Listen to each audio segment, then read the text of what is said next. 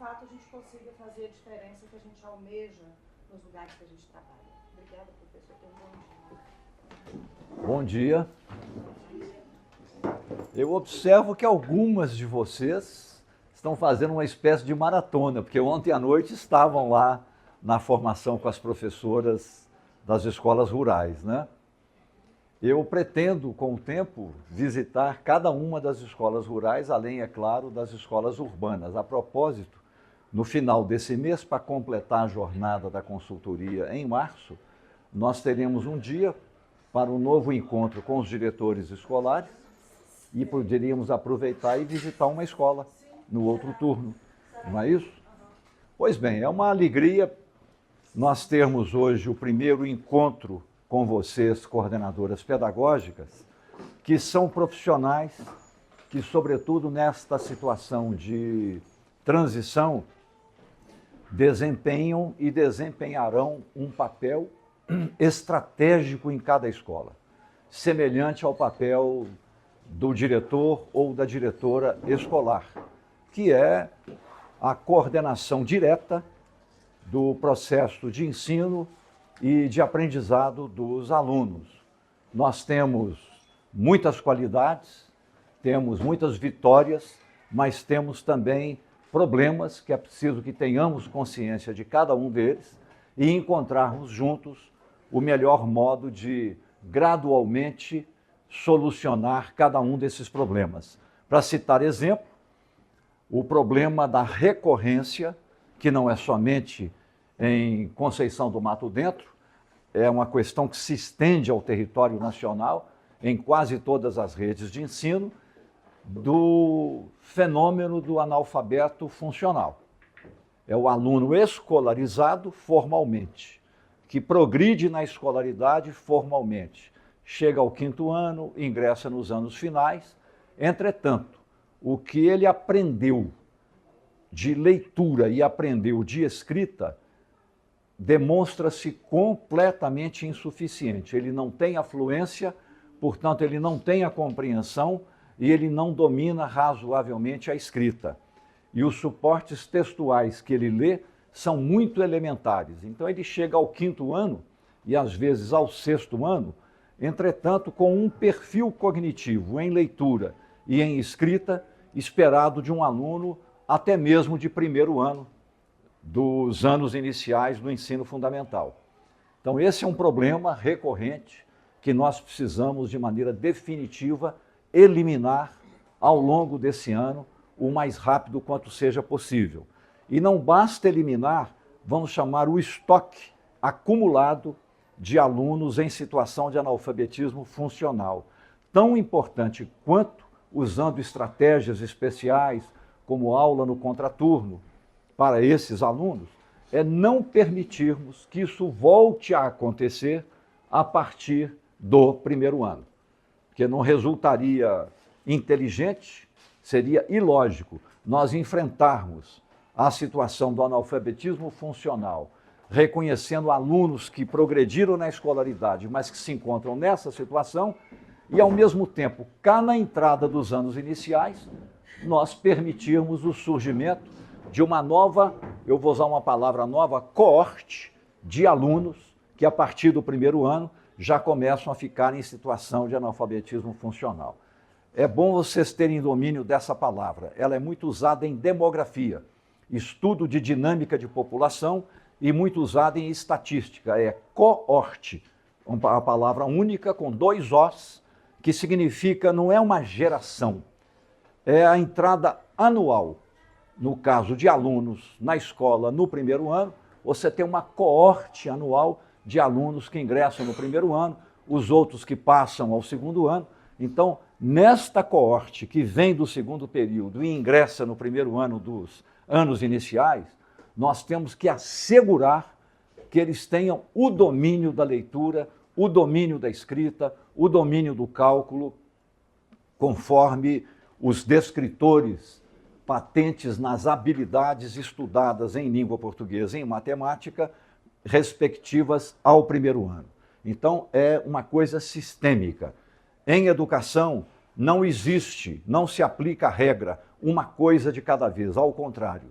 Em educação, nós somos muito desafiados, porque tudo precisa acontecer ao mesmo tempo. É uma constelação interdependente. Ao mesmo tempo, você tem que ter as infraestruturas, você tem que ter os recursos didáticos, você tem que ter os recursos pedagógicos, dispor dos recursos tecnológicos, dispor de informação educacional, analisar os resultados educacionais, fazer formação de diretor, fazer formação de pedagogos, fazer formação de professores, monitoramento pelo professor dentro da sala de aula toda semana do aprendizado do aluno, monitoramento 2 executado por vocês, acompanhando nas salas de aula que vocês coordenam como está o trabalho da professora, do professor, como está o aprendizado de cada aluno, com foco nos alunos mais vulneráveis, em maiores situações de déficit de aprendizagem. Além do trabalho da própria equipe da secretaria, que seria o monitoramento 3, com uma certa regularidade, porém com menor intensidade, visitando as escolas para conversar com a diretora, conversar com as coordenadoras pedagógicas, tomar a temperatura e pressão, sentir o clima da escola e observar se aquilo que aqui estamos fazendo, seja a equipe da secretaria, sejam as consultorias que são parte temporária da equipe da secretaria, o que nós fazemos está chegando na escola, como está chegando na escola e ouvir vocês. Saber concretamente em cada escola onde é que o sapato está apertando no pé, quais são os problemas, ouvir, interagir, trocar ideias, modelar, reorientar o nosso trabalho para atender tanto quanto possível as demandas bem concretas de cada escola. Ontem eu fiquei muito animado, primeiro com a presença maciça, as pessoas cansadas, vindo de jornada de trabalho, à noite naturalmente, mas as expectativas das pessoas. A gente percebe isso, né? A gente tem a vivência, a experiência, você olha o semblante das pessoas, apesar do cansaço, você percebe o interesse, a atenção, o envolvimento, as perguntas, mesmo as conversas paralelas, que são construtivas, todas têm a ver com o assunto e as pessoas até um pouco ansiosas, querendo expor, querendo perguntar, mas infelizmente era um momento mais de exposição, não era ainda um momento de debate, mas eu senti que o clima era um clima muito bom, instigante, né? e participativo. Com vocês, eu tenho um programa, por assim dizer, de trabalho, mas eu gostaria de conclamar cada uma de vocês a também, a cada momento, com toda a liberdade, apresentar-me as demandas de vocês, apresentar-me sugestões, temas. Eu não tenho como saber tudo, ninguém. E quando houver um tema que eu não tenho um domínio adequado, eu vou pedir um tempo para poder pesquisar, me preparar e nós juntos trabalharmos esses assuntos, não é? Então vocês se sintam à vontade para colocar assuntos que nós possamos trabalhar. Eu escolhi iniciarmos o nosso PROCAD, Programa de Capacitação de Dirigentes Escolares, no caso, coordenador pedagógico, trabalhando essa metodologia que é autoral. Como eu disse ontem à noite, eu criei vários índices. Índice de Qualidade da Gestão Escolar, Pedagogo, IQGE Pedagogo, para os pedagogos. Criei o Índice de Qualidade da Gestão Escolar, IQGE Diretor de Escola, para os diretores. Criei o Índice de Qualidade da Gestão da Sala de Aula, para professoras da educação infantil, um outro para professores e professoras dos anos iniciais e um outro para professores e professoras dos anos finais. Foi um trabalho que envolveu aproximadamente 5 anos de observação, coleta e sistematização de informação na forma de notas de observação, depois pesquisa, bibliografia, outras referências, as minhas vivências, reflexão em cima disso, e eu me fazendo a seguinte pergunta fundamental. Se eu fosse um pedagogo, o que eu gostaria que o consultor João Batista viesse me apresentar, para me ajudar lá na escola como pedagogo? Eu tentando, portanto, me colocar na posição do outro. Eu fiz a mesma pergunta ao professor, mentalmente, como experimento mental, ao diretor e ao pedagogo. E as respostas que eu fui encontrando acabaram resultando nessa metodologia que eu vou lhes apresentar. Como nós somos poucos e temos tempo, hoje eu quero, tanto quanto possível, apresentar a metodologia inteira, mas com a seguinte observação. Essa metodologia, eu gostaria que vocês a recepcionassem como uma contribuição. Isso não é um imperativo, não é uma obrigatoriedade, não é para aplicar na escola em geral. O que eu recomendo? Você, coordenadora pedagógica, use essa metodologia aplicando-a a si própria. A si própria. Nós vamos trabalhar com uma pontuação numa escala de 0 a 100 pontos. Você vai se dar individualmente de 0 a 100 pontos. Digamos que a sua nota seja 80. Para facilitar, você divide por 10, você cai na escala de 0 a 10, com a qual nós estamos mais habituados. Então, a sua nota 80 se converte em nota 8 na escala de 0 a 10. Só para você ter uma ideia. Se vocês aplicarem a si próprias isso aqui uma vez por mês, vocês vão ver que a primeira vez, vocês vão demorar 1 hora aplicando-se essa metodologia. Na segunda vez, essa 1 hora já vai cair para meia hora. Por quê? Vocês já conhecem o instrumento, já conhecem a linguagem e já conhecem a forma de autoavaliação. Uma terceira vez, isso cai para 20 minutos. Daí para frente, você nem precisaria a cada mês aplicar-se a metodologia inteira, que ela é extensa. Ela tem 1, 2, 3, 4 indicadores. Você pode aplicar-se àquele indicador que lhe interessou mais, no qual você obteve a menor pontuação. Portanto, aquele que revelou para você que você tem limites, que você precisa aprender mais algumas coisas. Então, você insista naquele para melhorar o seu desempenho. Então, em primeiro lugar, e é o fundamental, é uma metodologia de autoaplicação. Ninguém está propondo a você compartilhar esta aplicação com outra pessoa. Você se avalia, você se dá a sua nota, se você põe no seu registro, mês a mês, a nota que você se deu, por indicador e a nota final, e você vai vendo a sua própria evolução ao longo de cada mês, ao longo do ano.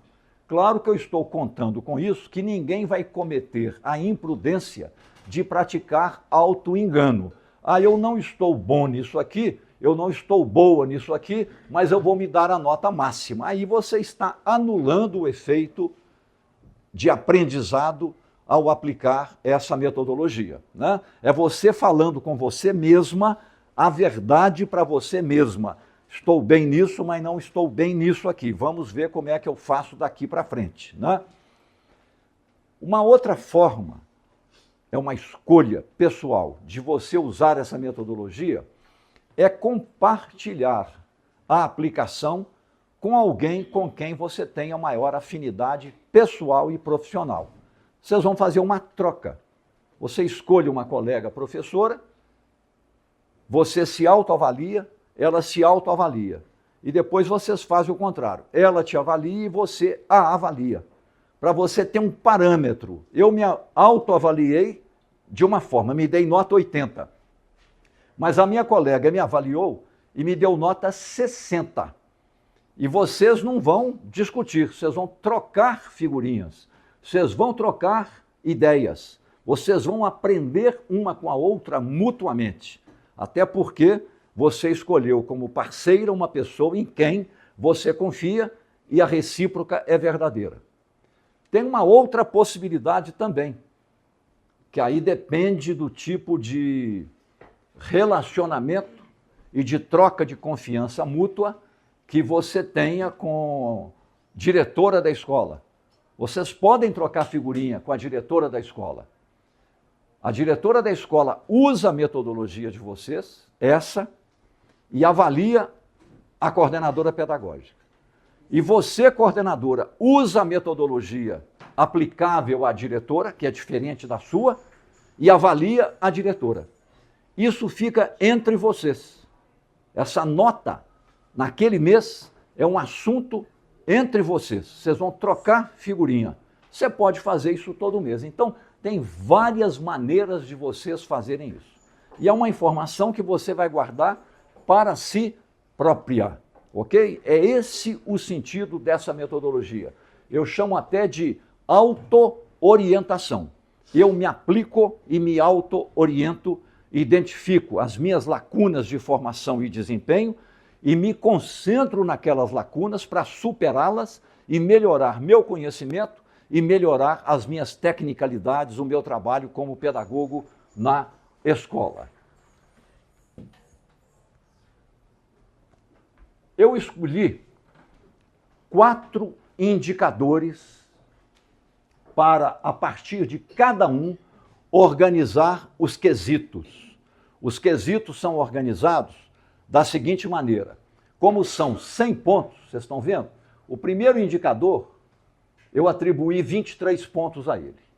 O segundo indicador, 29, já são 52. O terceiro, que é o mais importante, 42 pontos, já são 94. E o último, não é que não seja importante, mas ele é complementar, 6 pontos. No total, 100 pontos. Então você vai trabalhar indicador por indicador. Mas como é que eu vou, dentro do indicador número 1, me atribuir 23 pontos? O que é que eu fiz então? É como o salame que você vai fatiando. Você vai fatiando. Eu fui fatiando o indicador em medidas. Cada medida vale uma fração dos 23 pontos.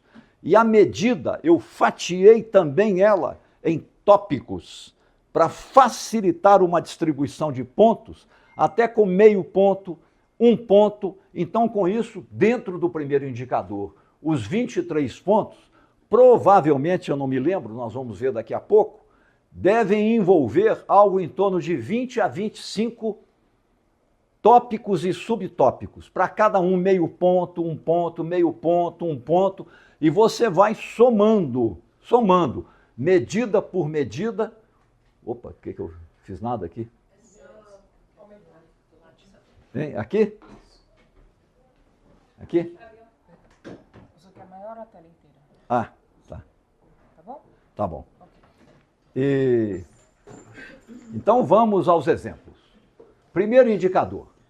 O pedagogo trabalha em equipe com padrões de planejamento, de monitoramento e de avaliação dos processos de ensino e aprendizagem. E as ações são coordenadas, ponto e vírgula.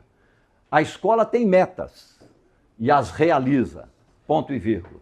As expectativas dos educadores e dos alunos são altas, assim como a coesão da comunidade escolar. Eu poderia até grafar em vermelho quais são, por assim dizer, os assuntos. Equipe, padrões de planejamento, monitoramento e avaliação de processos, ações coordenadas, metas e realiza, expectativas altas e coesão da comunidade escolar. Vocês veem que são vários assuntos, é por isso que nós vamos desdobrar esse indicador em medidas. Cada medida vai se reportar a um desses assuntos aqui, e dentro da medida eu vou recortar de novo o salame em tópicos e subtópicos, para ficar bastante, por assim dizer, pedagógico, né? Aqui a gente repete o enunciado do indicador, que vamos trabalhar agora em indicador número 1. Repito, o pedagogo trabalha em equipe com padrões de planejamento, padrões de planejamento. Portanto, nós vamos, tanto quanto possível, cooperar, nós aqui trabalharmos como uma equipe e cada um de vocês lá na sua escola trabalhando junto da direção e dos professores em equipe. Mas a ideia é que vocês possam, sem menosprezar e sem anular, aquilo que vocês já fazem, aquilo em que vocês acreditam, o modo como vocês trabalham. Ninguém está dizendo, abandonem o que fazem. Pelo contrário, valorizem o que fazem. Mas abram uma janela para entrar novidade, para entrar alguma coisa que possa contribuir para nós aperfeiçoarmos o nosso trabalho. Portanto, não se trata de uma coisa versus a outra. Se trata de um intercâmbio, uma cooperação no plano de ideias de construções. Então, trabalhar em equipe com padrões de planejamento.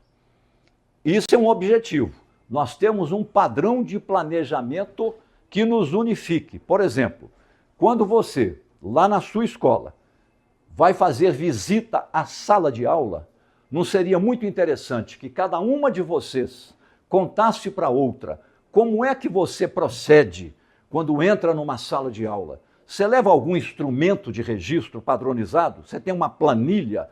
Ou você aleatoriamente observa, pergunta e vai anotando? Tem um padrão de coleta de informações, de observações, de registros ou não? Se não tiver, não tem problema. Quem sabe seria bom nós desenvolvermos um padrão. O padrão não vai engessar ninguém, de tal maneira que é como se andasse assim, não. O padrão vai te dar um norte, te orientar com clareza o que é que se espera que um bom pedagogo faça ao visitar uma sala de aula ou no dia a dia na escola. Agora, cada qual tem o seu estilo pessoal. E o estilo pessoal tem que ser respeitado e valorizado. Então você vai manter o modo como você trabalha, só que agora orientado. É como uma pintura que tem um marco, tem a moldura. Por uma moldura compartilhada, que é o padrão das condutas que se espera nós possamos desenvolver. Com isso, nós vamos ter um padrão de monitoramento. O que é que nós vamos monitorar quando entramos numa sala de aula? Nós vamos tomar a leitura? Como? Nós vamos observar a escrita? Como? Nós vamos observar o cálculo e a resolução de problemas? Como? Nós vamos observar a conduta da professora? Você já tem em mãos, é o pressuposto, o planejamento semanal de aulas, que presumivelmente ela fez e presumivelmente ela está aplicando em sala de aula naquele momento e ao longo da semana. Você tem o planejamento e vai observar, sem fazer nenhum comentário, durante 15 minutos, o desenvolvimento da aula, como é a conduta da professora. Por exemplo, ela consegue olhar todos os alunos, ela consegue distribuir adequadamente a atenção ao aluno avançado, o proficiente, o básico e o aluno com maior dificuldade de aprendizagem? Como é que ela modela a disposição dos alunos na sala de aula? Ela continua trabalhando com os alunos em fila e ela fica, às vezes, de costas para os alunos, escrevendo no quadro, ou projeta no quadro, falando de frente para os alunos, mas os alunos estão em fila sem interagir? Ou ela motiva os alunos a trabalharem em semicírculo, interagindo, olhando-se, fazendo trocas afetivas, culturais, sociabilidade e assim por diante? E ela consegue coordenar esse trabalho e orientar todos os alunos simultaneamente. Essas coisas a gente vai observando e vai aprendendo com isso, e aqueles bons exemplos de uma professora mais habilidosa e que envolve os alunos, e os alunos vão aprendendo mais do que alunos de outra turma, você, coordenadora, vai levando a boa nova daquela turma e daquela professora para as demais. Isso vai se disseminando. É igual, lembrando do Guimarães Rosa no Grande Sertão Veredas, né? Os buritis formam uma espécie de cílio ao redor daqueles olhos d'água que aparecem no meio daqueles matos que dão na água, né?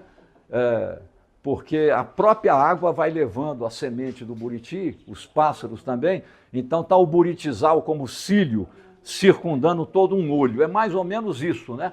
nós vamos transferindo a boa nova, né, o buriti, de uma sala para outra, né, de tal maneira que daqui a pouco a escola é um buritizar humano, por assim dizer.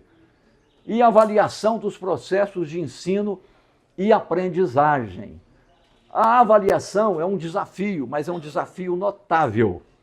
Quão bem, essa é a pergunta.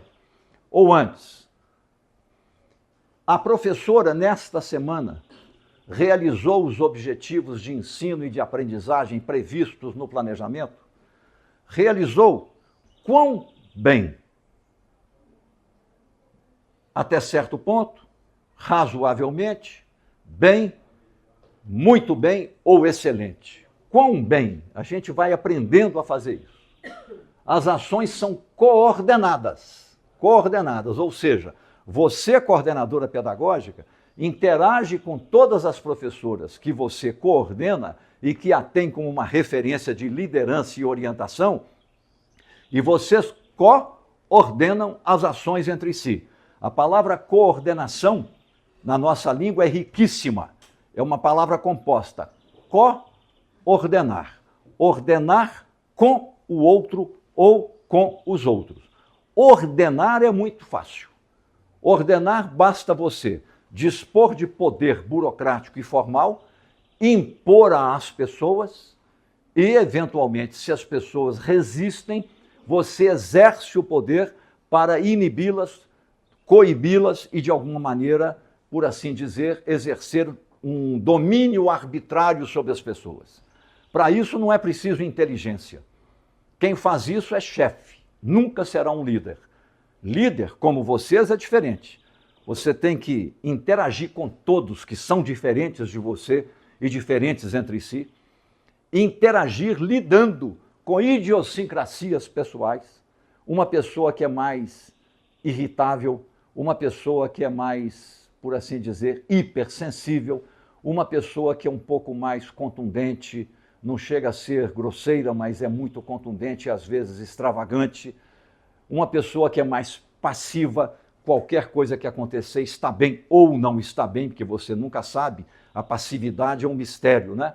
Uma pessoa, pelo contrário, mais proativa, mas muito proativa e tão proativa que o voluntarismo dela quase que se transforma em algo impositivo, ela quer fazer acontecer de qualquer maneira. Vocês sabem como são, as pessoas são diferentes e o seu papel é entender cada uma e criar um ambiente de coesão. Porque onde você trabalha, se não houver coesão, não havendo coesão, você tem 50% do seu trabalho já no ponto de partida prejudicador. Porque não havendo coesão, será mais fácil a desconfiança prosperar, a não cooperação. Então é muito importante no campo das relações interpessoais, das relações humanas, a coordenadora pedagógica assumir uma posição de liderança. E às vezes, como líder, você tem, para usar uma expressão bem popular, saber engolir o sapo. Uma coisa é engolir o sapo, tolerar algo intolerável naquele momento de ira da pessoa, de uma manifestação infeliz de comportamento, uma conduta inadequada. Engolir um sapo não é nenhum convite para que vocês engulam o brejo inteiro, que aí vocês estariam se anulando como líderes. Mas a vida nos coloca diante de situações desse tipo. A escola precisa ter metas. Uma escola que não tem metas, ela está sinalizando para si própria, para outrem, os que estão fora dela, dentro dela, para os servidores, para os alunos, para os próprios professores, para a própria direção, que qualquer que seja o resultado, tanto faz, não importa se está bem ou se não está bem, tanto faz. Por quê? Porque nós não temos metas, nós não temos ambições, nós não temos desafios. Uma meta é algo muito interessante. Ela nos exige duas qualidades. Por um lado, ela tem que ser realista. Realista em que sentido? De você considerar concretamente o estado atual de aprendizado dos seus alunos. Você não pode ignorar a realidade que temos. Os recursos da escola, os seus limites como coordenadora, os limites dos seus professores e assim por diante. Então é um elemento de realismo. Todo realismo é, por definição, uma alavanca que puxa para o lado do conservadorismo. O realismo nos convida a propor metas tão conservadoras que, na verdade, elas não representam desafio algum. E uma meta que não tem desafio, ela pode ser qualquer coisa, menos uma meta. Aí vem a outra característica da meta, a ousadia expansiva. Então é uma tensão, não é uma contradição. É uma tensão, é um jogo, é uma combinatória entre realismo e idealismo. Realismo e avanço. Realismo e progresso. Ok? Uma meta muito pequena não significa desafio nenhum. Exemplo, eu estou propondo para este ano a rede municipal de ensino crescer 1 ponto no IDEB. 1 ponto. Para crescer 1 ponto significa que cada escola deverá contribuir, com base no seu IDEB de 2023, com 1 ponto a mais. Então, se uma escola está com IDEB 5, ela não vai para 7, ela vai para 6. Se uma escola está com IDEB 4,5, ela não vai para 6, ela vai para 5,5. Se uma escola está com IDEB 6, ela vai para 7. Se todo mundo crescer 1 ponto, a rede cresceu 1 ponto. Crescer 1 ponto no IDEB não é uma meta conservadora. Também não é uma meta desordenadamente ambiciosa. É uma meta de avanço, mas é uma meta execuível. Não basta, entretanto, propor a meta. Nós temos que indicar o modo de realização do nosso trabalho para alcançarmos gradualmente a meta até o final do ano. Gente, quem ainda está com soninho, eu sugiro ir ali tomar um café e voltar. Porque o sono é uma coisa que você não consegue controlar. Tá ok? Não tem problema nenhum, pode se sentir inteiramente à vontade. Sono é sono e acontece. Vai ali, toma um café, passa uma água no rosto e volta para cá. Porque senão nós vamos ficar aqui e a pessoa com sono, ela vai ficar numa situação para ela constrangedora. Ela não consegue acompanhar porque a fisiologia domina. Então toma um cafezinho, lava o rosto, acontece, eu sei o que é isso. Sono é uma coisa assim, comigo, por exemplo, eu durmo pouco. Mas sono é uma coisa que, se você não satisfaz, o meu satisfaz com pouco. E realiza. Ao propor meta, você tem que pensar o modo de realização da meta, porque senão vira fantasia, vira auto-engano, vira ficção. Eu tenho uma daqui até lá, do ponto de partida ao ponto de chegada. Eu tenho uma caminhada. Que caminhada é essa? Eu até idealizo, eu vou fazer em linha reta. Nós vamos ver que essa linha reta não existe, é mais ou menos o traçado que você estava me ensinando aqui do Rio Santo Antônio. O caminho vai fazer assim, uns meandros, vai dar uma volta por cá, até chegar lá. É isso mesmo, é isso. Usa até a metáfora da trajetória de um rio em meandros, né? Meandros são essas curvas que o rio vai fazendo para encontrar por onde a água passa, sempre no plano descendente, né? Está descendo. Enfim, as expectativas dos educadores, expectativas. Uma liderança tem que considerar o estado atual de percepção que as pessoas, no caso os professores, têm sobre o seu próprio trabalho e o trabalho da escola. Né? Gente, vamos concentrar aqui, o fato de alguém sair é absolutamente irrelevante. Vamos concentrar aqui. Concentração é uma coisa fundamental no aprendizado. Você tem que fazer abstração dos eventos aleatórios, né? Senão a gente perde. Expectativas é uma coisa de natureza psicológica, de psicologia social. Expectativas, elas não têm que ser ilusórias e nem têm que ser congeladas, mas elas têm que ser elevadas.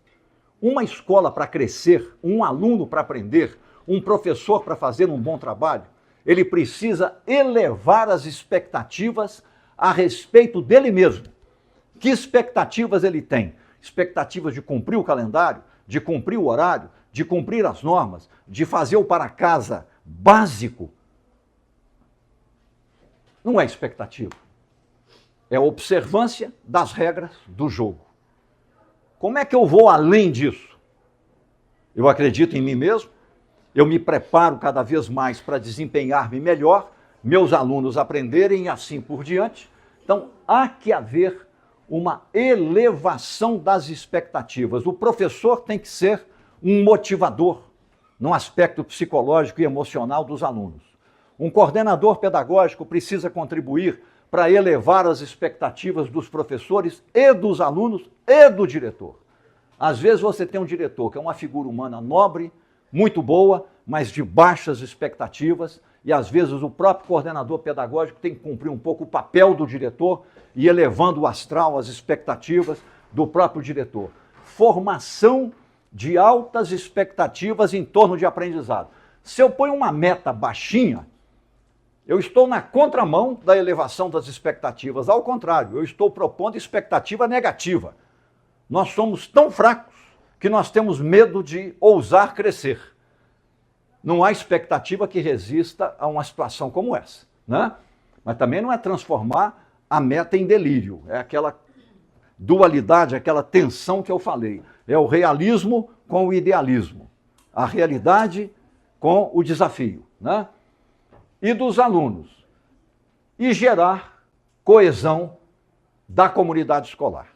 A coesão doméstica, diretor, pedagogo, professor, aluno, e a interação com as famílias num ambiente comunitário mais amplo, construir a coesão. Esse é um dos papéis principais de um diretor escolar.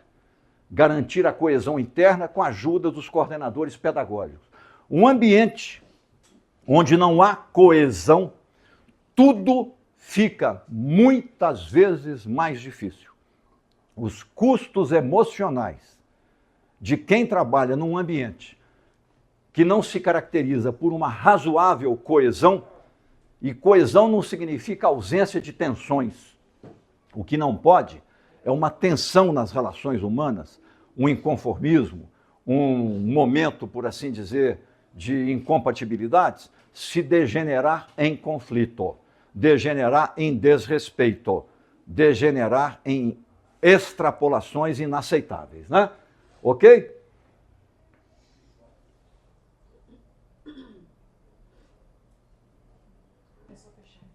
Como é que eu passo aqui? A gente fecha aqui, aí você pode clicar. Ah, tá.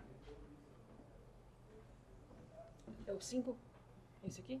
Ah, tá. E aí depois vai subindo aqui, ó. Ok. Bom, então vamos lá. Por falar em coesão, nós vamos para a medida 1, vamos aprender a trabalhar a metodologia. Lembra que eu falei que como é que eu vou distribuir os 23 pontos do primeiro indicador? Eu vou usar medida. As medidas estão nessa coluninha à esquerda. Medida 1, medida 2, medida 3, eventualmente medida 4. Então eu estou dividindo os 23 pontos em medidas. Mas às vezes uma medida vai valer 8 pontos. É muito ponto. Então eu vou subdividir. Lembrem do salame sendo fatiado. Eu vou subdividir a medida em tópicos e subtópicos. E botei um título para nós sabermos de que nós estamos falando. Coesão, justiça e discernimento, grafado em vermelho. Tópico 1.1, medida 1, tópico 1.1. O pedagogo compartilha e internaliza valores básicos, coerentes com o princípio do universalismo de procedimentos. Eu vou explicar. Ou seja, as regras valorizadas, valem igualmente para todos e devem e precisam ser aplicadas judiciosamente, isto é, com um senso de justiça, sem privilégio ou discriminação. Justiça é incompatível com privilégio e com discriminação. Justiça tem que partir do pressuposto, como princípio, como um valor, da igualdade razoável de condições. E age e toma decisões na escola segundo esse preceito. Se o pedagogo compreende isso, meio ponto. É subjetivo? É. É você que vai dizer para si próprio se você compreende isso. E você que vai dizer para si próprio se você age e toma decisões na escola com base nesse preceito. Mais meio ponto vai dar 1 ponto respectivo à medida 1. Vamos aqui explorar um pouco. O que é universalismo de procedimentos? Por exemplo, você está na sua escola antes do início do ano letivo e vai ser feita a distribuição de turmas entre os professores. Aí um professor diz assim: eu sou o mais antigo na escola, então eu tenho a prerrogativa de escolher turma. É um alfabetizador espetacular, mas agora eu estou cansado de alfabetizar e eu vou para o 3º ano, ou para o 4º ano, ou para o 5º ano. Me digam, qual é o valor ético que justifica, na hora da distribuição de turmas, que o critério primeiro seja tempo de casa naquela escola? Vocês acham que esse é um critério válido? É um critério decisivo?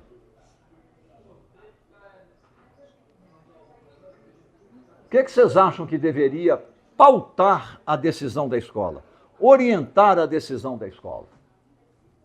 A escola, por acaso, é o diretor, o pedagogo e os professores? Onde é que estão os alunos?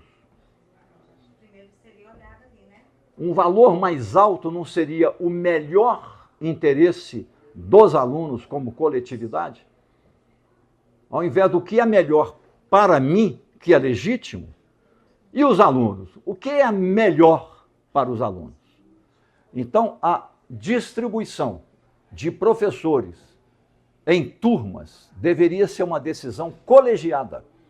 Diretor, pedagogo e professores, todos opinam, todos debatem. Se não houver consenso, direção tem que dirigir, direção tem que decidir. Como a direção já ouviu todo mundo e não houve consenso, e o tempo está passando e a decisão tem que ser tomada, então o diretor, a diretora, toma a decisão e ponto final. E ponto final. Ah, eu não concordo. Muito bem. Redija uma petição, justifique por que você não concorda, assine com data e você terá uma resposta igualmente por escrito. Independentemente disso, a sua turma é essa aqui. Nós debatemos, discutimos, conversamos, não houve consenso, eu como diretor estou tomando a decisão, ou então recorro à Secretaria de Educação. A Secretaria de Educação, como tem juízo, vai obviamente referendar a decisão da escola. Ponto. Batista, igual no caso, por exemplo, das escolas aqui do município, veio uma normativa da Secretaria e o primeiro critério é esse. E aí, a gente não tem. Aí porque teria que vir da Secretaria, então. Pois é. Então, é bom que... Na verdade, o critério, ele vem pra gente estar... a gente só segue. Então, está na hora da Secretaria repensar e começar a mudar. Agora não dá porque o jogo está julgado. Mas começar a abrir o debate, o que eu recomendo?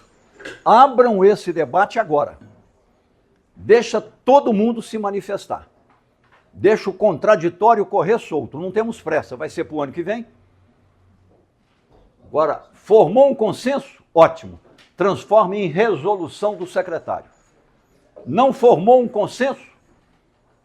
Tem um momento de chega de discussão. Aí vamos à base dos melhores argumentos.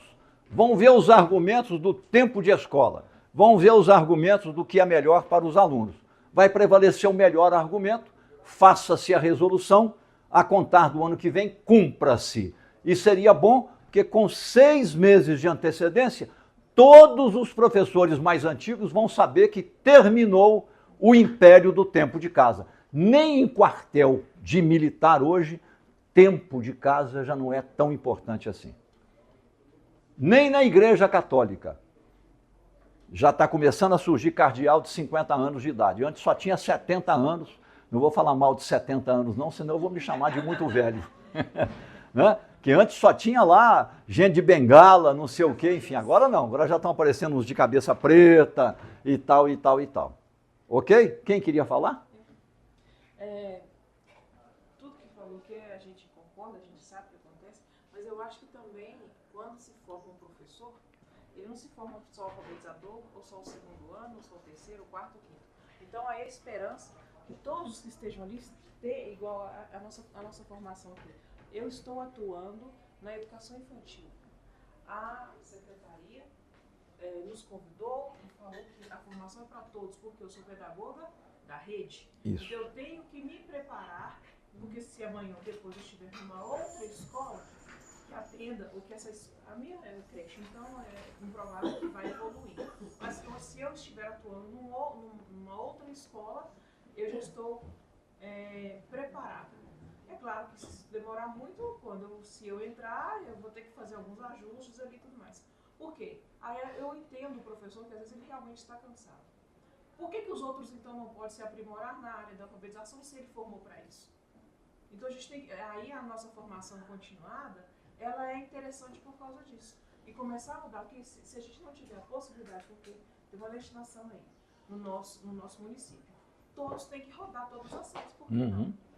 É justo. Em tese, é o que eu penso, né? Você tem razão. O seu argumento é muito claro, muito lógico e correto. Entretanto, nós temos que agora aproximar o argumento de razão, a lógica do argumento, da realidade concreta. A realidade concreta, nesse momento, o que ela nos diz?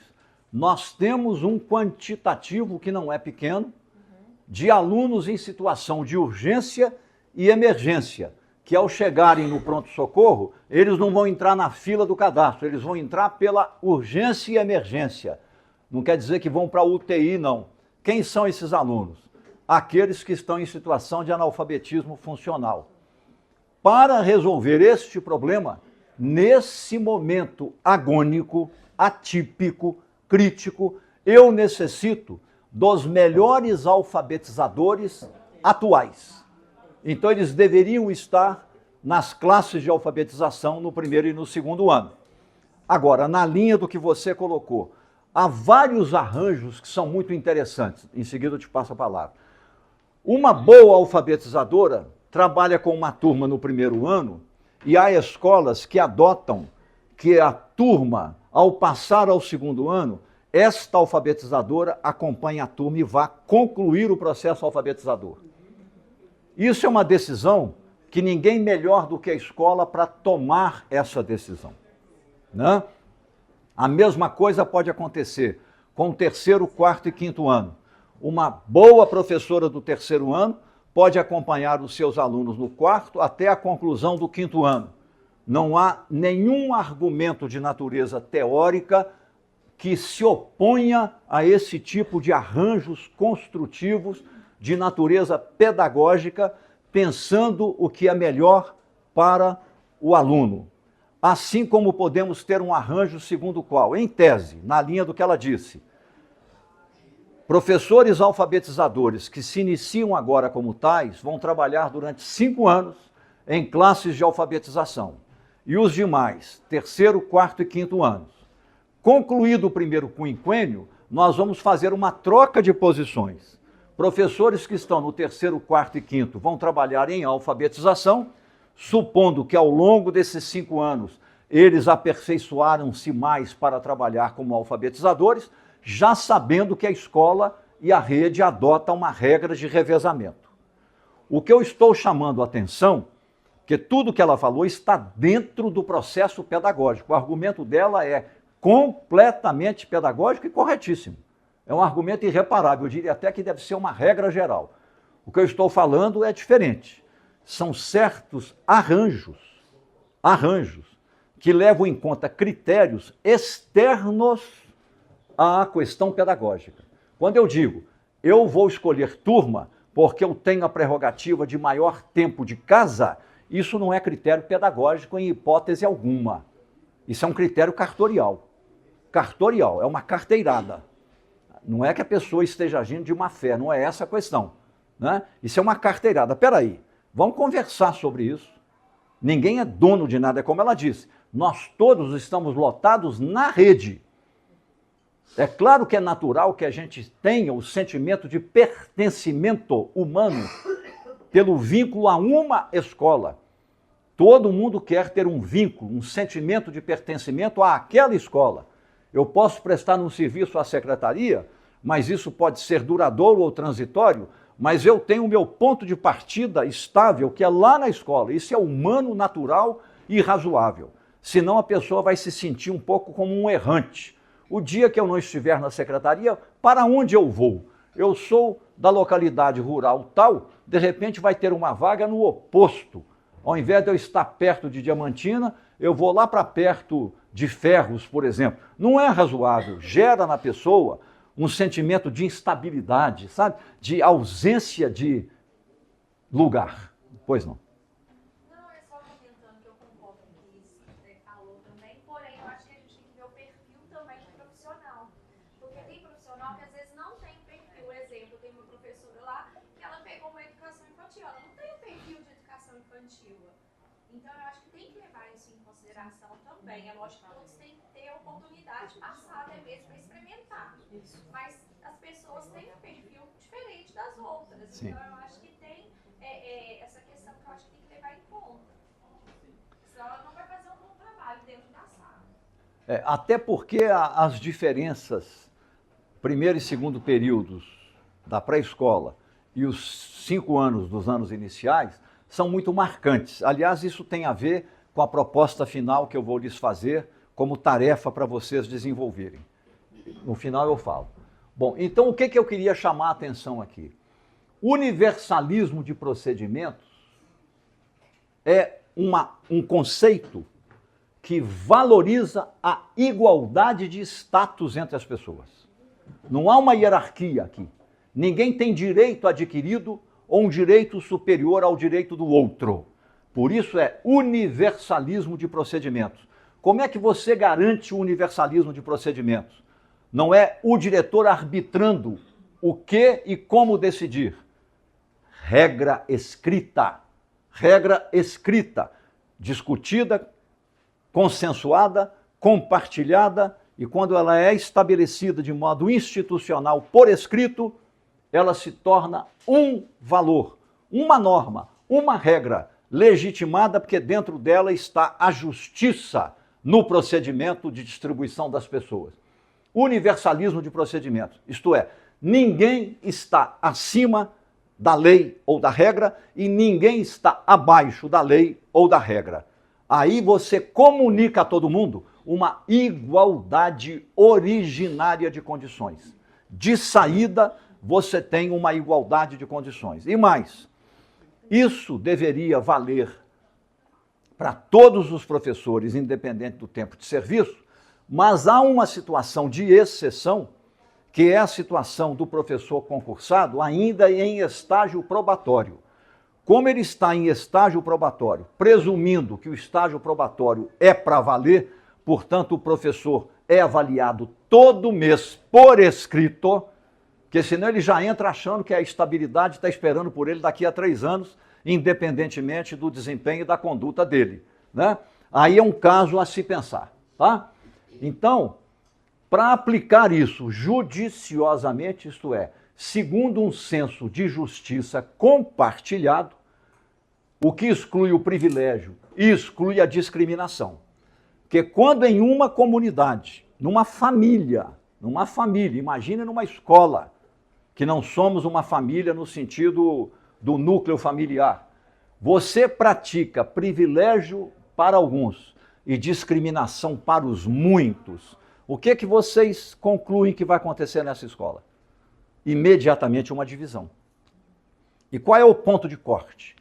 Um sentimento de ausência de justiça. Qual é o fundamento da coesão entre as pessoas? É o compartilhamento de um senso de justiça. Portanto, não pode haver privilégio e não pode haver discriminação. Uma direção, por mais legítima que seja, por melhor que seja o desempenho da profissional diretora, que age, não vou dizer coercitivamente, que age autoritariamente, ao invés de, para se tomar uma decisão, reunir-se com a coordenação pedagógica, pelo menos, compartilhar, dar um tempo para as pessoas refletirem, amadurecer o assunto e tomarem uma decisões o mais coesa possível. Se houver uma controvérsia, a diretora pode ceder um pouco, a coordenação pedagógica ceder um pouco, não pode ficar um vazio decisório. Vazio decisório significa crise. Tem que ter uma decisão. Mas se toma uma decisão compartilhando, envolvendo as pessoas num processo participativo de escuta, diálogo, troca de opiniões e formação de consenso, você está contribuindo para construir coesão. Não é Maria vai com as outras, não. É debate mesmo, né?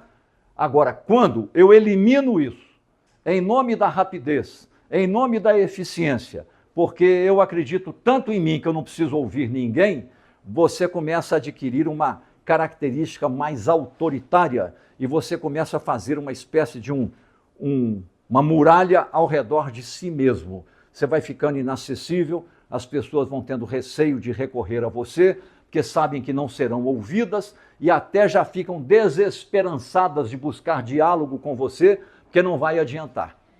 Isso é explosivo. Isso divide uma escola. Aí, daí a pouco, a diretora vai fazer ao redor dela uma corte. E quando tem uma corte é porque ela tem os privilegiados. Quem está fora da corte são os discriminados. Acabou o consenso na escola, acabou a coesão na escola. Tá? Então, vocês vejam que eu estou trabalhando aqui o quê? Características ético-políticas de liderança. Políticas em que sentido? Não tem nada a ver com partido político e ideologia. Políticas no sentido de que você, como líder, vai relacionar-se com vários outros diferentes de você, que pensam diferente de você, que têm características de personalidade diferentes entre si, e você tem que ter um conjunto de habilidades sociais para, do caudal de diferenças, construir consensos fundamentais, pensando o interesse do aluno e o funcionamento regular da escola. Nesse sentido, e somente nesse sentido, o papel da liderança é o de formar a polis, agregar a cidade, agregar a comunidade. Aí a expressão política nesse sentido. Por isso que é justo chamar o projeto da escola de projeto político pedagógico da escola. O político, repito, não tem nada a ver com partido político e nada a ver com ideologia e nada a ver com preferência eleitoral. É nesse sentido da construção da coesão e do envolvimento de colaboradores, né? Ficou claro, pessoal?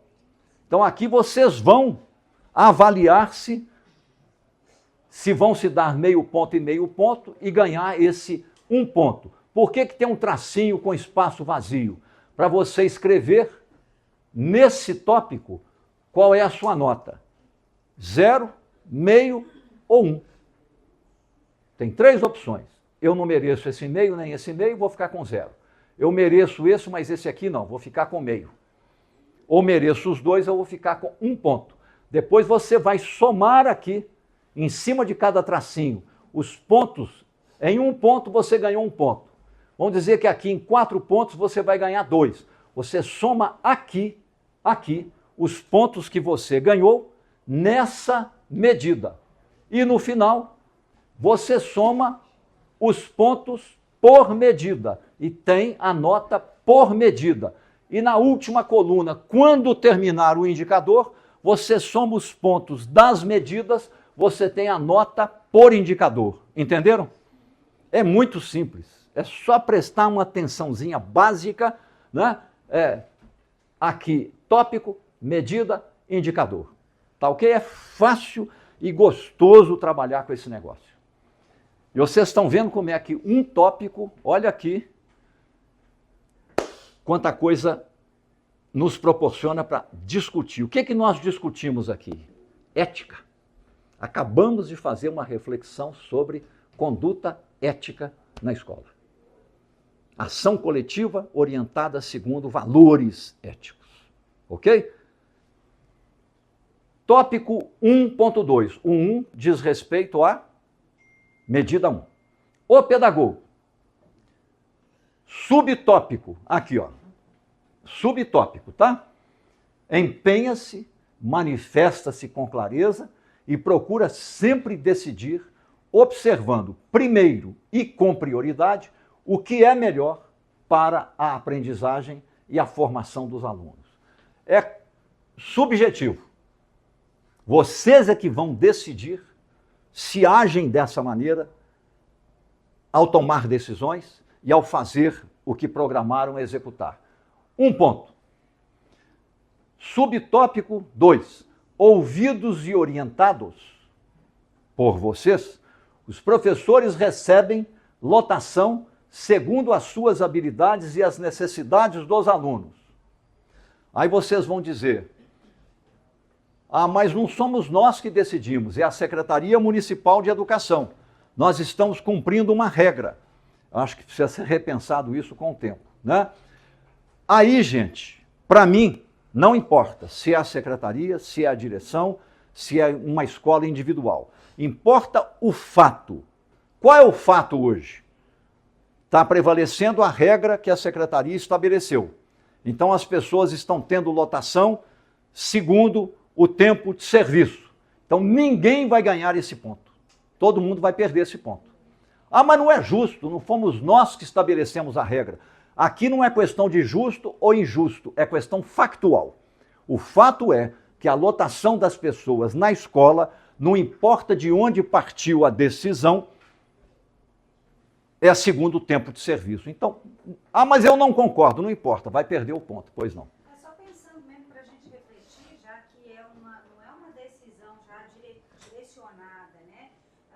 Os que têm mais tempo de casa têm a prioridade na escolha, mas a partir desse tipo de discussão, de levantamento, de reflexão ética, quem sabe levar isso para que eles próprios possam refletir e se reposicionar. Tem razão.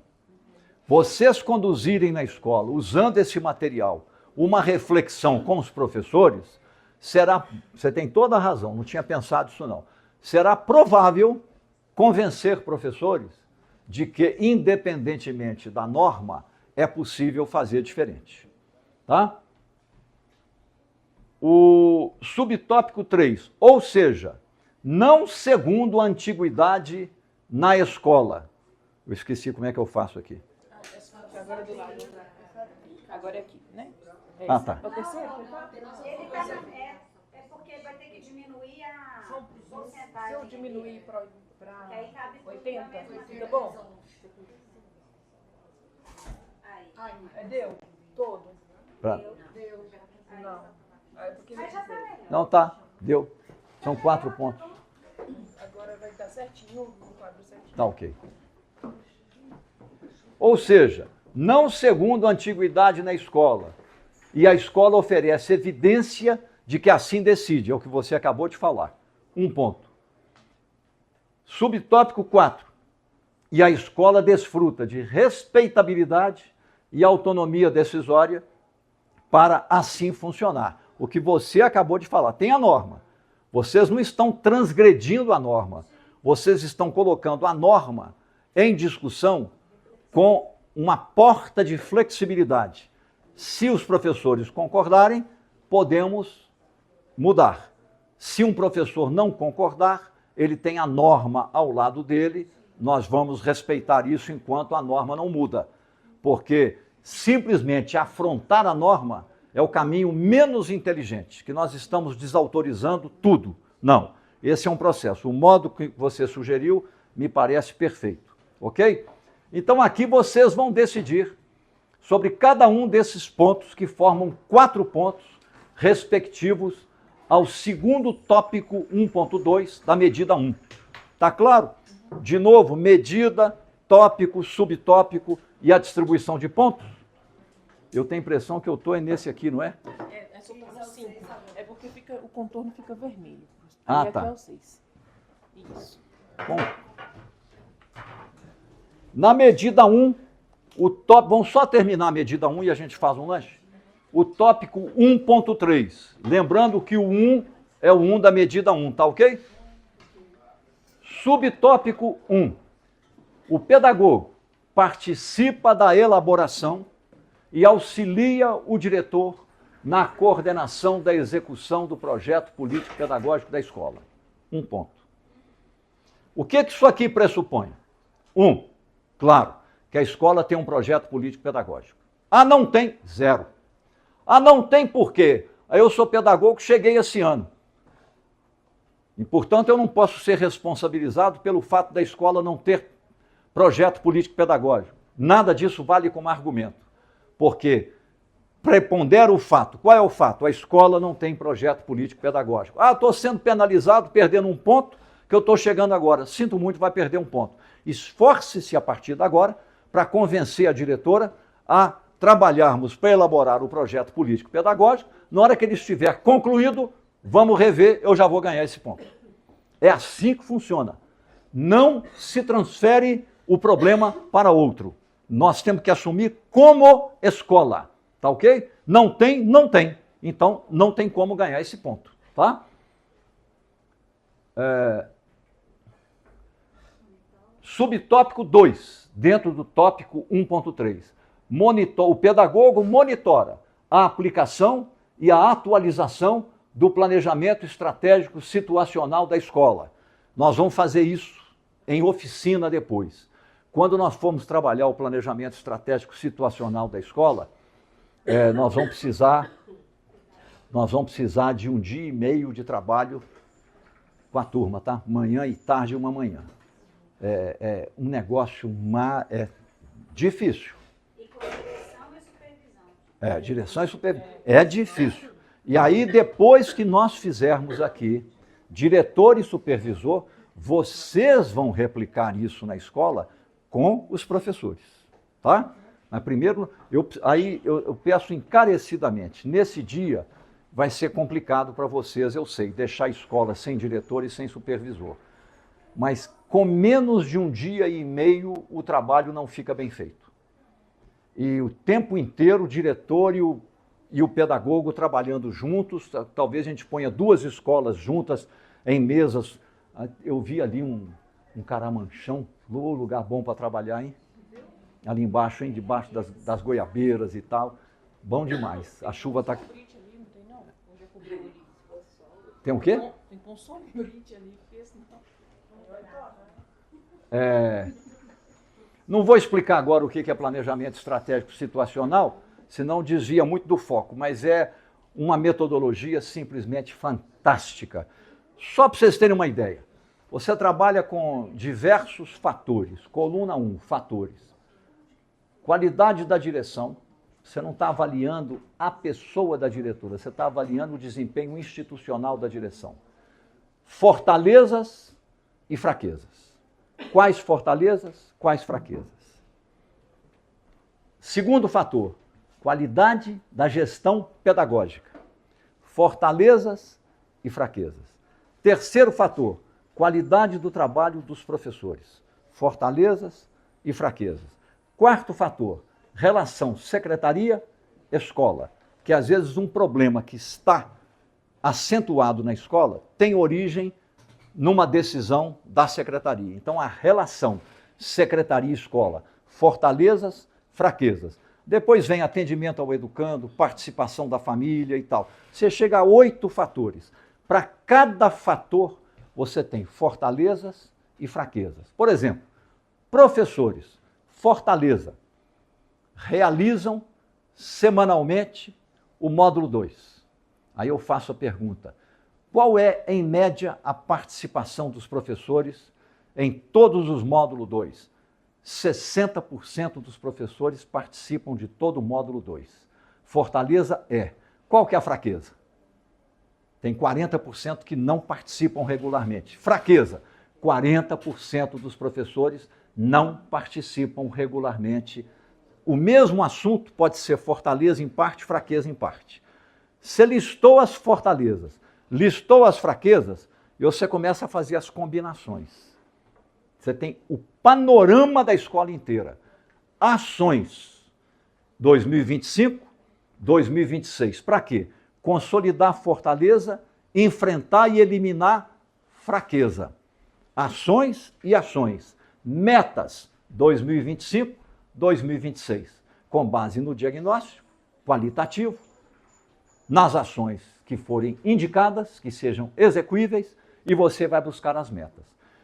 O planejamento estratégico situacional, que é o segundo capítulo do PPPE, é um complemento qualitativo do diagnóstico, que é o capítulo 1, onde estará toda a base de dados, os resultados de avaliações internas, avaliações externas com análise. Você terminou o diagnóstico, a gente passa para o planejamento estratégico situacional.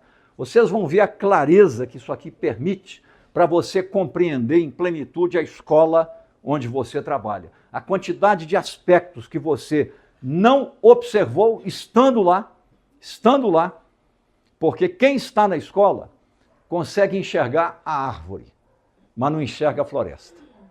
Quando você faz o planejamento estratégico situacional, a partir da árvore, que é a escola, você enxerga a floresta inteira. É uma coisa impressionante. Eu era secretário de Estado de Educação, fiz esse curso durante uma semana, fomos para uma montanha lá na divisa de Minas com o Espírito Santo e ficamos lá para fazer o planejamento estratégico situacional da Secretaria de Estado de Educação. Era de manhã, de tarde, de noite. Eu fiz com os autores da metodologia. Eles são da Universidade de Harvard e nós passamos uma semana lá. Bom,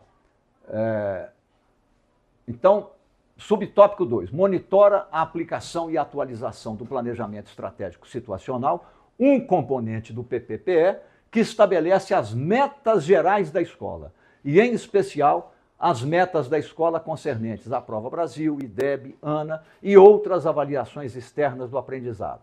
Aqui vale um ponto, aqui vale um ponto. Vocês veem que o que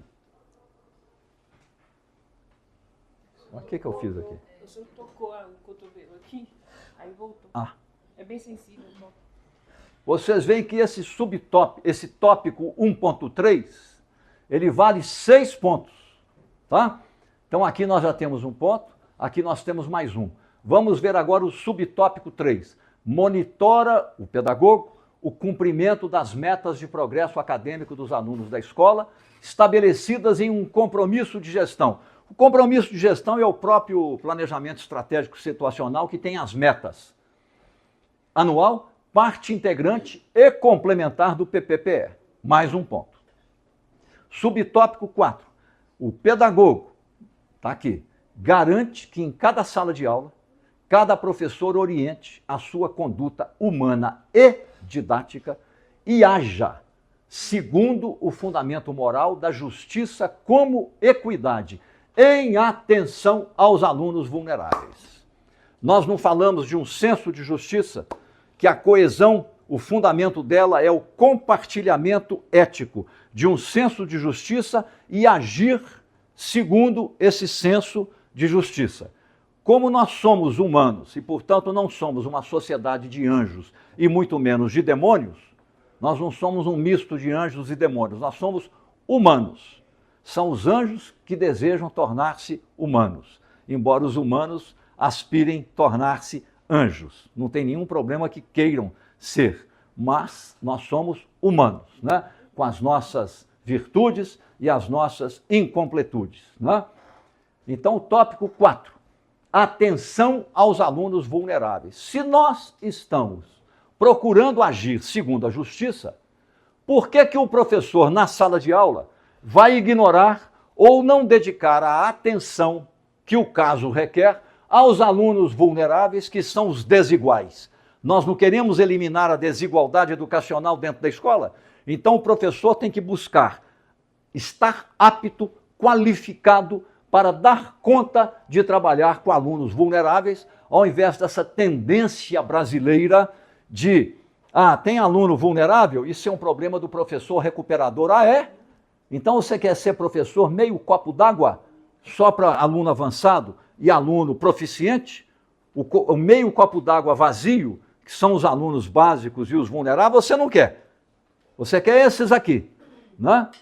Então ele não é professor.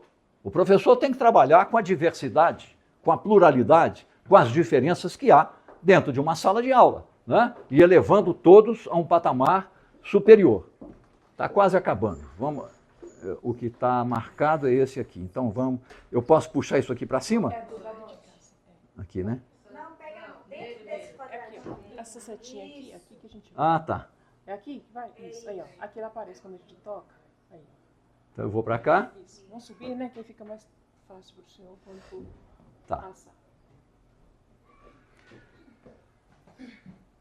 Tópico, aqui é o subtópico 5. Lembra que tem 6 pontos nesse tópico, né? Para os fins da realização coerente do projeto político-pedagógico da escola, o pedagogo garante que em cada turma o professor estabelece metas de progresso do aprendizado para o ano e por bimestre, metas referentes ao domínio das habilidades estabelecidas pela BNCC para o ano de escolaridade e o momento do ano letivo. Por quê? Nós estabelecemos para a escola metas a serem alcançadas até o final do ano. É o longo prazo. Para nós entendermos logicamente o longo prazo e o longo prazo não virar coisa de mágico, nós precisamos então de quê? Pegar o caminho para chegar até o longo prazo, a travessia do ponto de partida ao ponto de chegada, e encontrar metas intermediárias de progresso para verificarmos se na caminhada nós estamos no rumo certo para alcançar a meta proposta. Quando você não tem meta intermediária, propor uma meta geral de final de ano é mais ou menos propor uma ficção, é propor uma fantasia, e quem fantasia é criança. Então nós temos que ter o longo prazo e uma sucessão de curtos prazos na forma de metas bimestrais. Nada mais concreto do que o professor, com seus alunos, propor metas bimestrais a partir dos resultados em língua portuguesa e matemática do primeiro bimestre. Média dos alunos da minha turma no final do primeiro bimestre: 5 em matemática, 6 em português. Meta para o segundo bimestre: 6 em matemática, 7 em português. E aí você vai aproximando da meta geral. O que precisamos fazer nesta sala de aula para os alunos, no próximo bimestre, passarem de 5 como média em matemática para 6? Levando em conta que uma média 5, você pode ter aluno com 8, com 7, com 6 e com 5. Mas você pode ter aluno com 4, com 3 e com 2. Cresce para cá e diminui para lá, por isso dá a média. Então, o que nós vamos fazer, especialmente com os alunos que estão por lado de cá, com 4, com 3, com 2, para eles chegarem para cá, pelo menos aqui no meio, e esses aqui crescerem um pouco também. Então você vai progredir, tá ok? Aqui eu estou lembrando, equidade, em vermelho eu grafei para chamar a atenção do conceito. Tem condicionantes socioculturais e psicológicos, como classe social, cor pode ser um condicionante devido ao escravismo do período colonial e do império, ao modo como a República ignorou a população parda e preta que foi liberta da escravatura tardiamente, mas não teve nenhum direito político, nenhum direito social, nenhum direito econômico e foi abandonada dentro do Brasil, né? Aí que vem a formação dos cortiços e depois das favelas, exatamente a partir disso. Ou seja, o nosso final da escravidão resultou em uma segunda escravidão sem as correntes. A verdade é essa, né? Então, como nós temos uma dívida histórica com essa que já é a maioria da população brasileira, então você tem que saldar essa dívida acelerando o processo. Daí que vem a ideia de cotas sociais e raciais durante pelo menos um certo tempo para nós superarmos isso. Então, tem condicionantes socioculturais e psicológicos, como classe social, cor e gênero. Historicamente, por exemplo, Eu nasci em Santa Bárbara, onde nasceu a minha mãe, numa família de 10 irmãos e irmãs. Eram 6 mulheres e 4 homens. E os meus avós punham todos os homens no Colégio Caraça, de Batina, lá no alto da Serra do Espinhaço, na Serra do Caraça, estudando latim, grego, matemática, literatura, tudo. E terminavam o que a gente chama hoje de ensino médio, né? Enquanto as mulheres faziam o grupo escolar e aprendiam prendas domésticas, bordado e piano. Meu avô era farmacêutico, mas era músico. Minha mãe era uma pianista fantástica, professora de piano. Morreu com 109 anos, até os 104. Até os 104 ela sentava diante do piano, o piano está lá em casa. E tocava na partitura Beethoven, Bach, Chopin.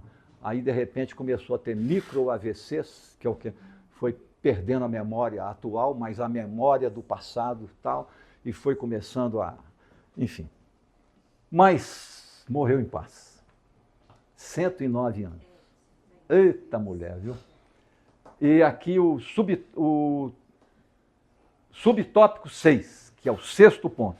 O pedagogo sustenta suas convicções teóricas e metodológicas, fundamentado no conhecimento de pesquisas aplicadas à educação, como o estudo sobre o efeito escola, que é uma pesquisa que ontem eu apresentei rapidamente, mas eu vou deixar o material com vocês, geração escolar, escolas eficazes, para estimular vocês a ler pesquisa e ver como é que a pesquisa atesta o que dá certo e o aluno aprende e mostra os melhores caminhos baseado nas melhores práticas. Esses materiais você vai enviar para a gente? Hoje já vou gravar um monte de materiais aqui. Das atividades outrora aí, eu não recebi, não. Não? Os da abertura do ano letivo? Foi colocado ontem, Regiane, no grupo de supervisores, porque foi Então vamos acertar isso para... Tá. E com base no conhecimento de experiências exitosas, como a de Sobral, segundo as quais a escola pode fazer a diferença, apesar do contexto socioeconômico de desigualdades que a afeta. Ou seja, é fundamental que vocês se convençam, com base em evidência de pesquisa, de que apesar do contexto socioeconômico adverso, desigualdades, a escola pode fazer a diferença e os alunos aprenderem. Então, com isso, nós encerramos a medida 1 do indicador número 1. Ainda não terminamos. Terminamos. Ah, não. Ainda tem mais medidas aqui. Tem a 2, tem a 3, tem a 4. Tá? Nós vamos terminar o indicador aqui, mas vamos fazer uma pausa para o café. Só uma pergunta. Vocês acham que está de interesse, está proveitoso? Tá? A Maria pediu para ele entregar.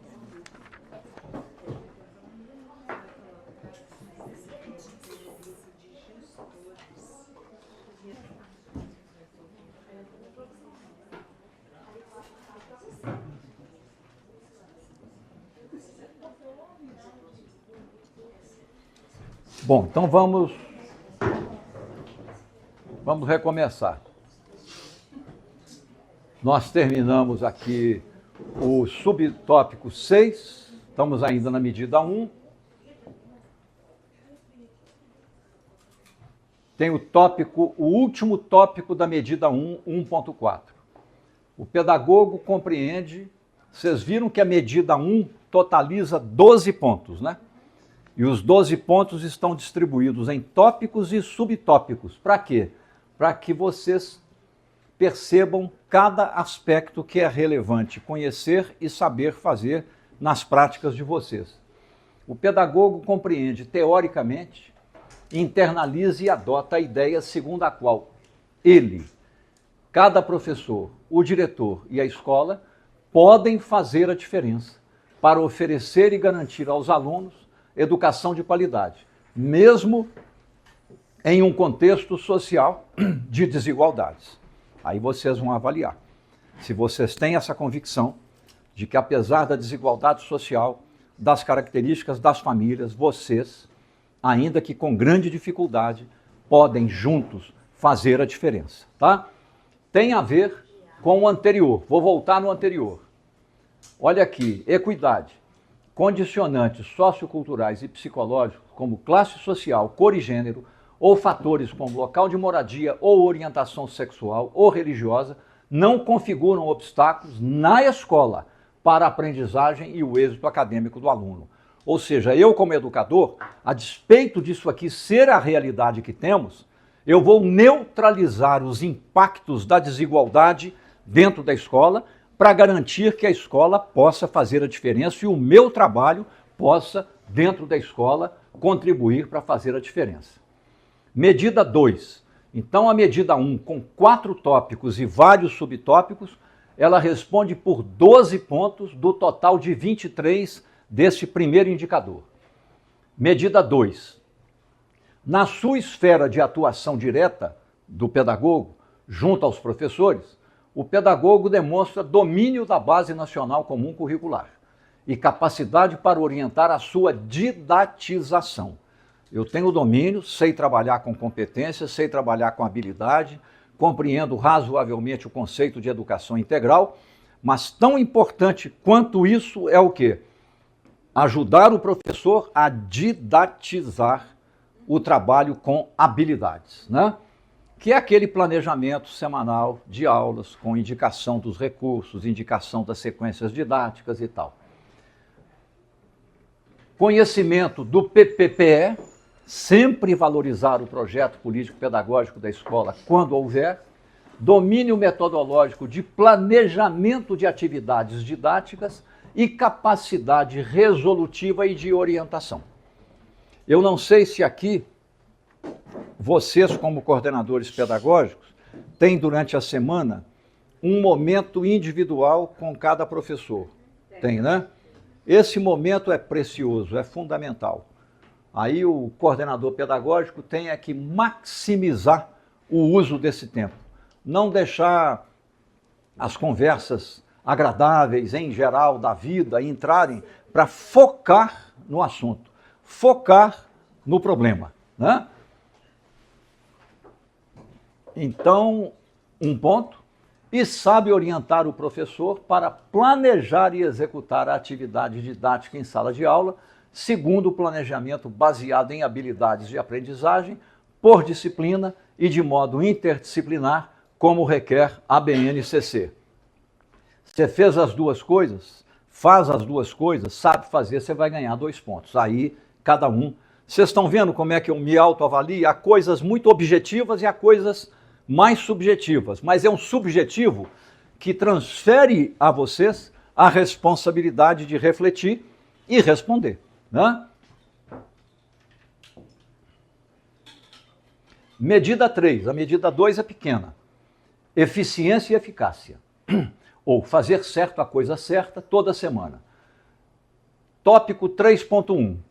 Medida 3, tópico 3.1. Ele é todo organizadinho assim para não confundir. O pedagogo empenha-se para que todos os professores, por ele coordenados, hajam convencidos de que na escola, mais que responsável, cada um também é responsabilizável diante do conjunto, por agir eficientemente, com eficácia e buscando bons resultados. O que é agir eficientemente? A escola onde eu estou, lá na localidade rural, é modestíssima.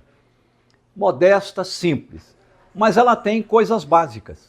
Ela tem uma boa sala de aula, ela tem um bom quadro, dispõe de um computador com projetor que você pode projetar, não sei se tem um equipamento como esse. Dispõe de mapoteca, dispõe de um corpo humano, tem livros de literatura infantil disponíveis, o cantinho de leitura. Por mais modestos que sejam os recursos, recursos de alguma medida há, didáticos, pedagógicos e tecnológicos, né? Agir com eficiência é maximizar o uso dos recursos que temos. Eu vou ajustar os meus fins, dar uma boa aula bem planejada, aos meios disponíveis na escola. A eficiência começa com uma boa conversa entre os meios e os fins. Não adianta eu imaginar uma aula magistral que dependeria de recursos que não existem na escola. A aula magistral, na verdade, virou uma ficção, porque você está imaginando uma realidade que não existe na sua escola.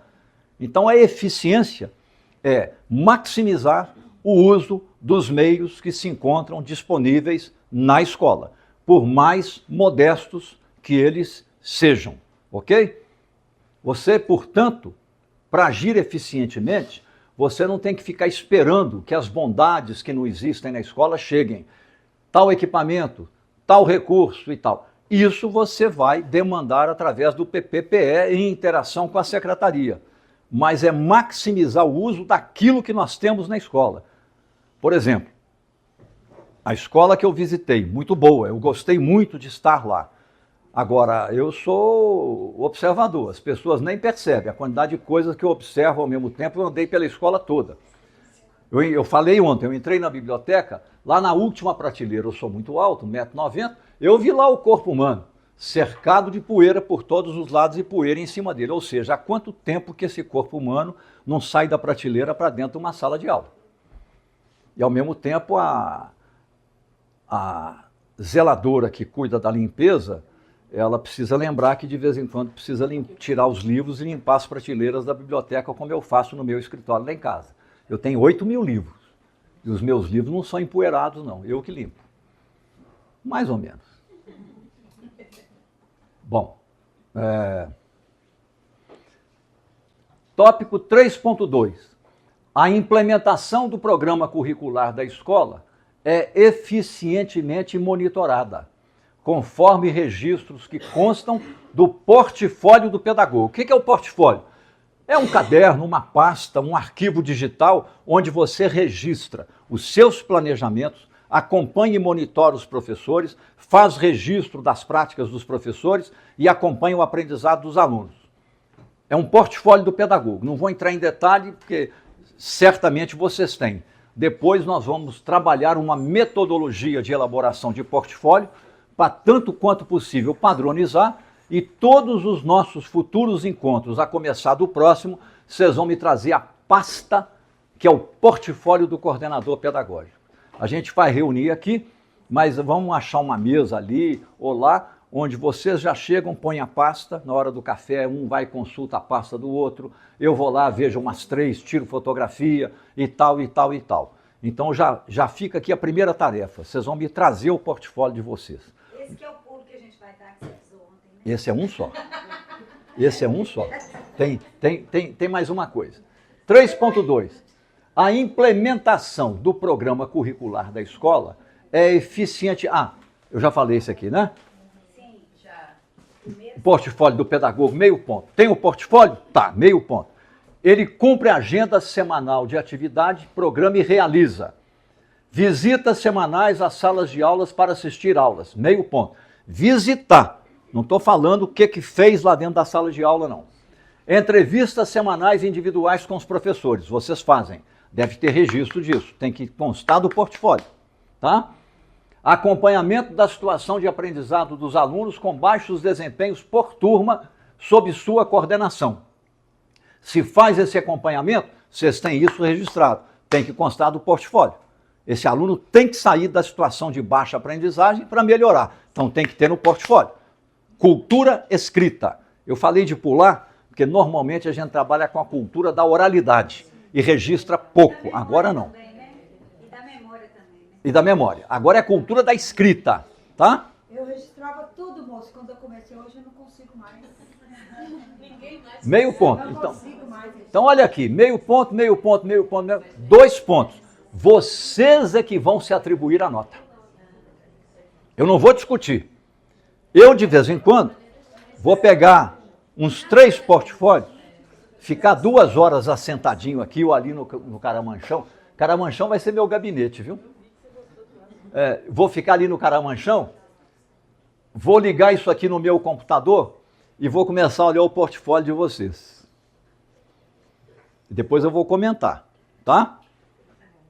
Aí a coisa vai ganhando concreticidade. Isso aqui não é teoria não, tá? Isso aqui é para entrar na vida de vocês, na sala de aula, na escola, para valer. Mudou? Não. Tópico 3.3. O pedagogo coordena e orienta sessões de horas-atividade. Horas-atividade era o nome antigo do módulo 2, ou o nome moderno do módulo 2. Destinadas a estudo, pesquisa, oficinas, seminários, planejamento de aulas com descrição das sequências didáticas. Meio ponto. Módulo 2, como é que funciona? Primeiro, tem um calendário fixo. O dia, a hora, que é dia bom, hora boa para todo mundo participar. Segundo, horário para começar, horário para terminar. Terceiro, agenda de tema, nunca mais do que 2 temas. Aí chega uma professora, eu estou com um problema hoje. Maria do Carmo, o problema você conversa comigo depois, que aqui é essa agenda. Aí não é nem democracia, nem autoritarismo, é respeito à regra. Você tem 2 assuntos a tratar. Aí a Maria do Carmo chega e quer colocar um assunto dela, que ela está assim, envolvida, ansiosa com aquilo e tal. Por mais importante que seja, não é o assunto da reunião. Se vocês deixam um assunto que não é o da reunião entrar pela janela, acabou a reunião. Aí, daí a pouco, está a professora olhando o relógio, fazendo contagem regressiva e assim, o que eu estou fazendo aqui? Perdendo meu tempo. Não estou aprendendo nada. Isso é culpa de quem? De vocês. Porque vocês são as coordenadoras e, portanto, são as líderes da reunião. Vocês têm que garantir que a reunião tenha começo, desenvolvimento e fim. Botar ordem e não deixar. E não deixar que uma pessoa, por alguma razão ou falta de razão, queira interferir para tirar a reunião do seu leito natural. Vocês têm que cumprir a agenda no tempo previsto. Aí a pessoa vai terminar a reunião. Que maravilha de reunião!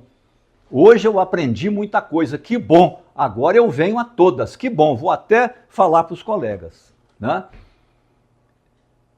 Uma reunião mal conduzida, que não alcança seus objetivos, é um convite para na próxima 2, 3, 4 pessoas não comparecerem e saírem falando mal da reunião.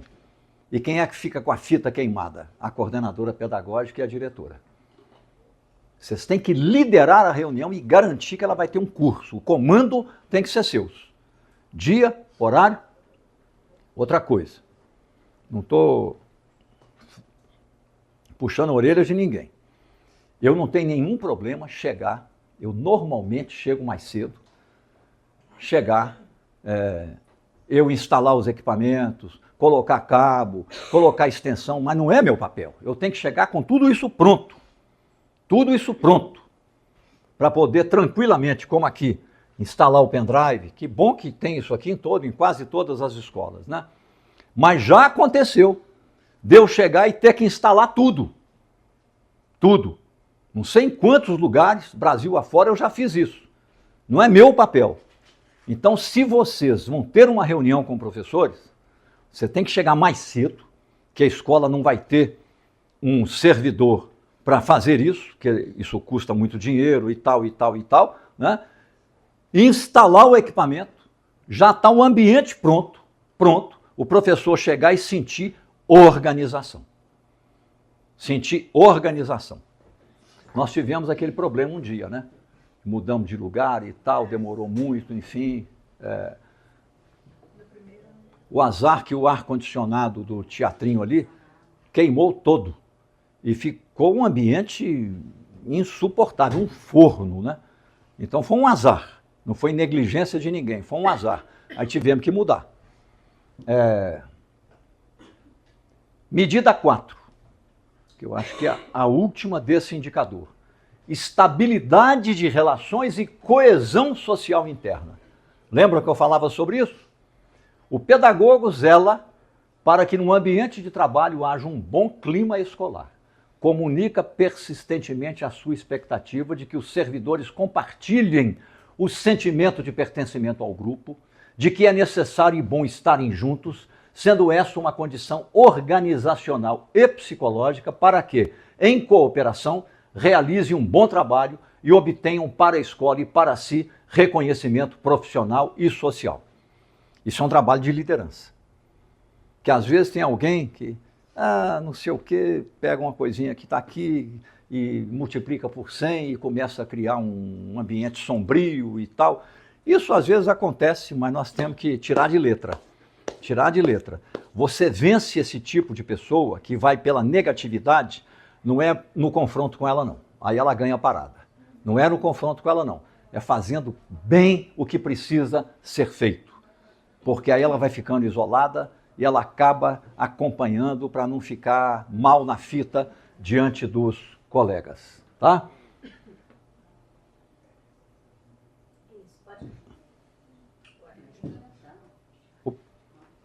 Voltou? Pode subir? Isso, vai. Tópico 4.2, o pedagogo interage construtivamente com os familiares dos alunos e eles se sentem bem recebidos, acolhidos e tratados com respeito na instituição, inclusive em seu contato inicial. Um ponto. 4.3, o pedagogo zela para que os familiares das crianças e dos alunos com deficiência sejam bem acolhidos e para que colaborem com a escola. Um ponto. 4.4, o pedagogo mantém diálogo frequente com os professores, meio ponto. Vocês já disseram que vocês têm as entrevistas individuais. E em sua agenda semanal prevê momentos de conversas com professores, individualmente ou não, meio ponto. 4.5, o pedagogo dialoga frequentemente com os alunos, fundamental. Fundamental, diretor e pedagogo conversar com o aluno. Organiza reuniões de pesquisa qualitativa através de grupos focais compostos por alunos por turma. O que é um grupo focal? Você quer saber sobre determinada coisa na escola, a opinião dos alunos, o sentimento dos alunos e assim por diante. Você não precisa conversar com um por um. Se você trabalha com 4 turmas, você seleciona 2 alunos aleatoriamente de cada turma, faz uma reunião em torno de uma mesa como essa e coloca 2 temas. 2 temas. Tema número 1. Todo mundo entendeu? Cada aluno vai ter no relógio 2 minutos para falar sobre o tema. Você não interrompe, a não ser quando tiver 2 minutos, você corta. Terminou, você ouviu 8 alunos, cada um com 2 minutos, falar sobre aquele tema. Se você sentir que não está suficientemente esclarecido, você coloca uma pergunta sobre a pergunta geradora da conversa. Até esclarecer, faz um registro daquilo. Agora você tem uma percepção geral de como pensam e sentem e percebem os alunos através de uma amostra aleatória de alunos chamada grupo focal. Foco. Foco em quê? Em 2 assuntos. Se for assunto demais, não tem foco nenhum, desfoca. 2 assuntos. Você pode fazer isso, por exemplo, 2 vezes por ano, 2 vezes, uma vez em cada semestre, não repetindo os mesmos alunos. Qual é a imagem geral que passa? É uma liderança que ouve o aluno. Não dá para ouvir um por um. Você não teria agenda para isso e não faria o que é preciso ser feito. Mas você pode ouvir através de uma amostra em cima de 1 ou 2 assuntos relevantes. E essa reunião não pode durar mais do que 1h30, 2 horas no máximo, com intervalozinho para tomar um cafezinho e tal e tal. Tira uma fotografia, agradece os alunos e tal e tal e tal, manda uma mensagem para a família, informa a família o que foi tratado, né, e a sua conclusão. Né? Esse assunto é qualquer assunto?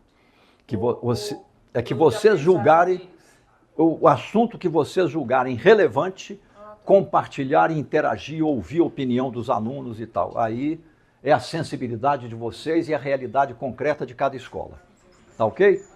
Então, com isso, nós terminamos o indicador número 1. O total de 23 pontos, vocês vão ver aqui quantos pontos por tópico, quantos pontos por medida, soma os pontos das medidas, vocês têm os pontos por indicador. Não tem dificuldade nenhuma, né? Eu vou saltar o indicador número 2. Vocês já viram como é que a coisa funciona? Porque o indicador número 3 é o mais importante.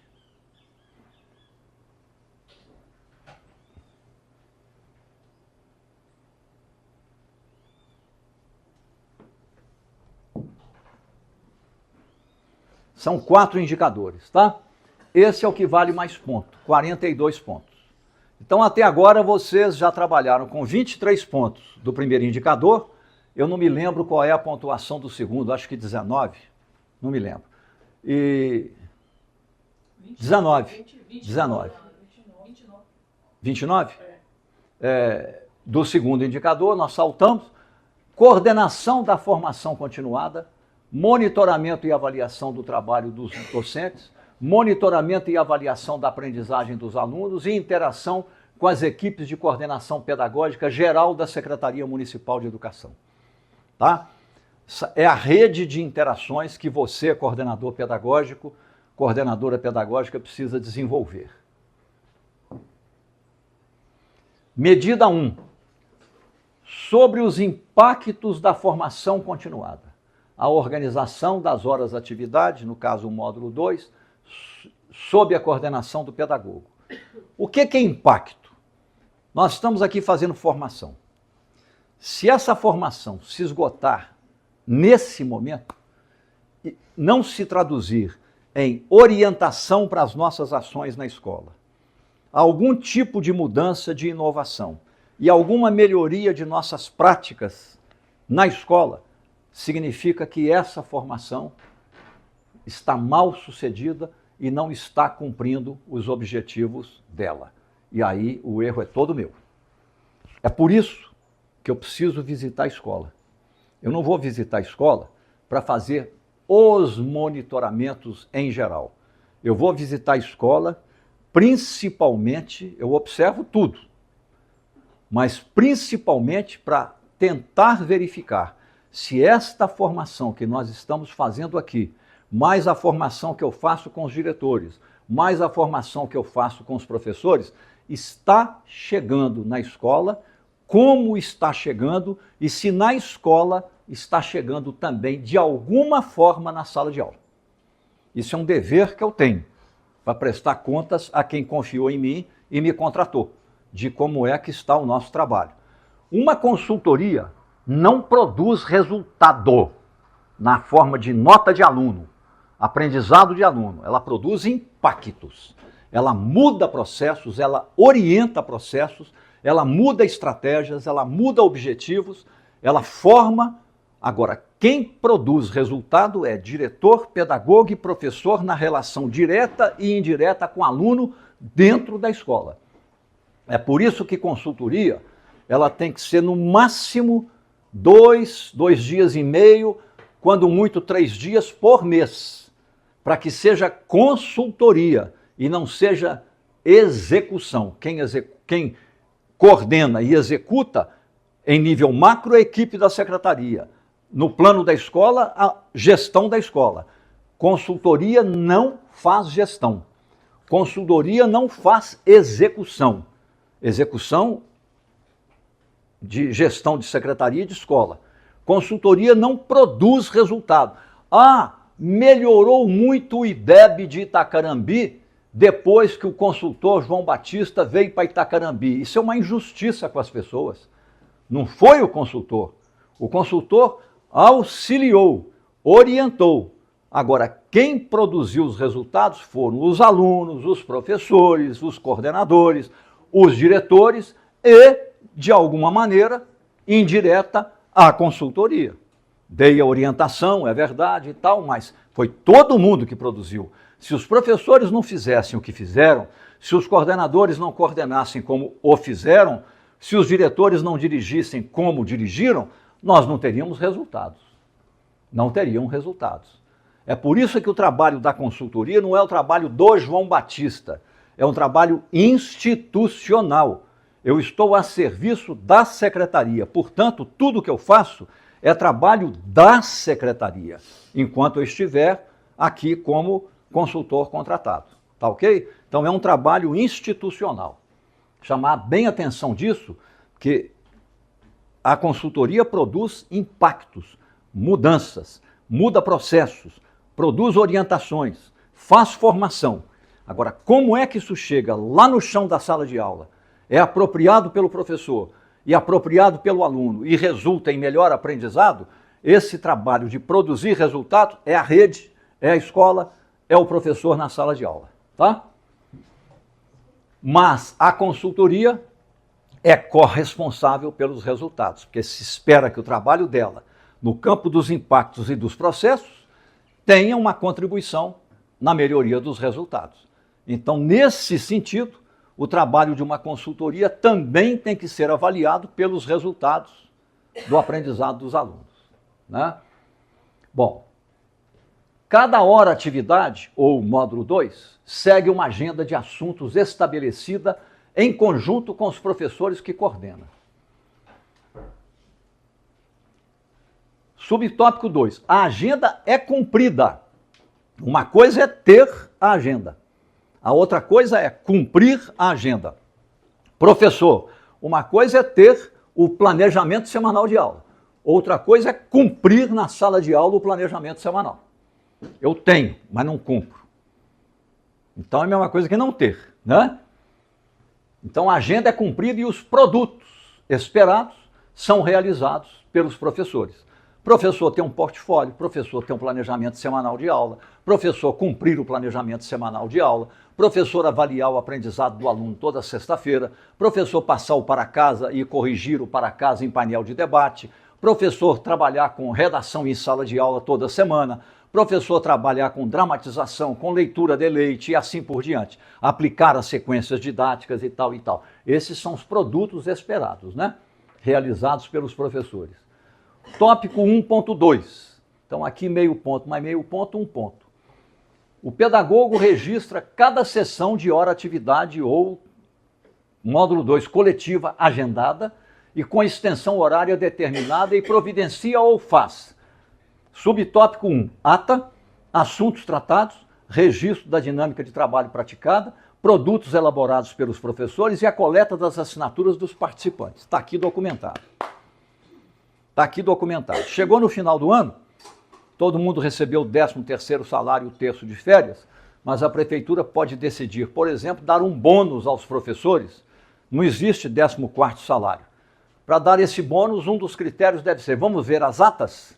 Quem participou pelo menos de 90% dos módulos 2 e entregou os produtos, está habilitado. Quem participou, 89% está fora, não vai ganhar. Aí o pessoal vai pensar, né? Enfim, tem algumas pessoas que se movem mais é pelo bolso.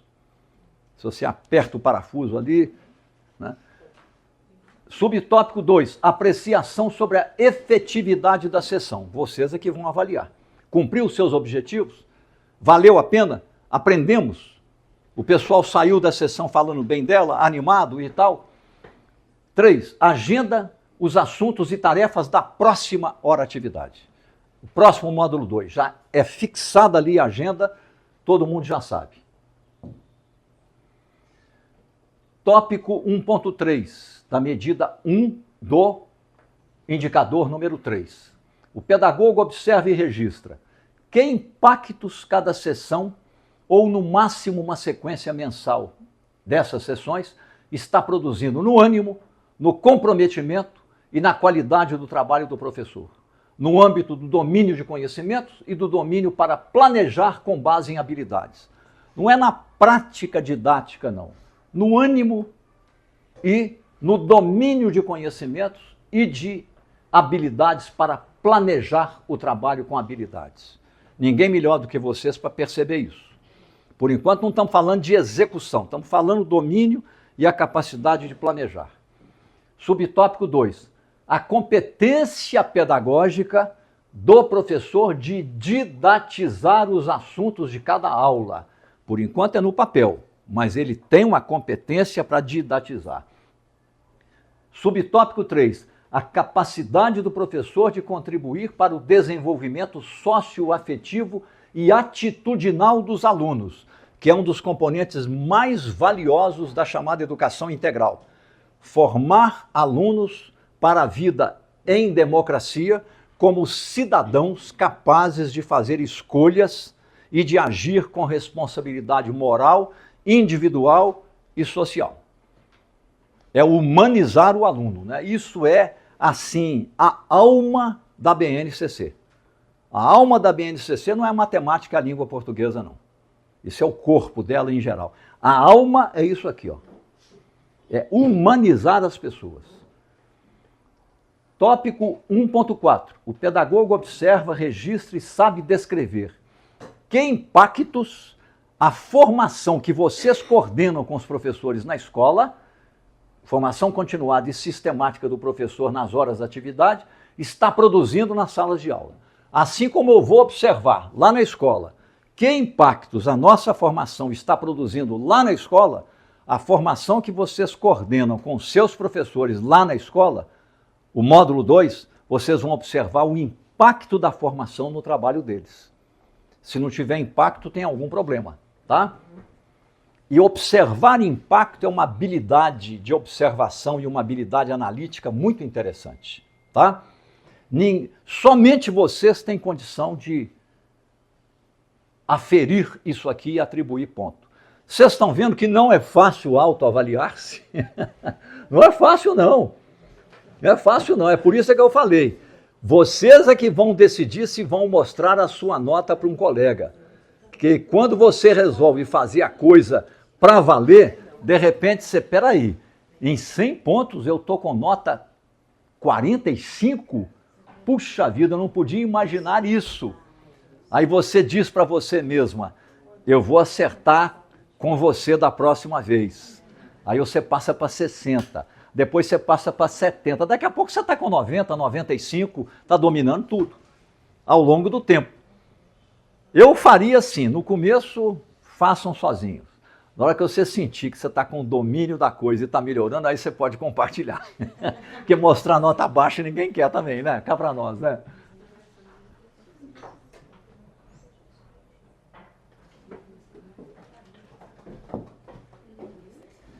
Tópico 4, da medida 1. Continua na melhoria do desempenho acadêmico dos alunos. Impacto, né? Estão falando de impacto, tá? Impacto na melhoria do desempenho acadêmico dos alunos de baixo desempenho, aí já sobe para 1 ponto. Por quê? Aluno de baixo desempenho. O subtópico 5, impacto no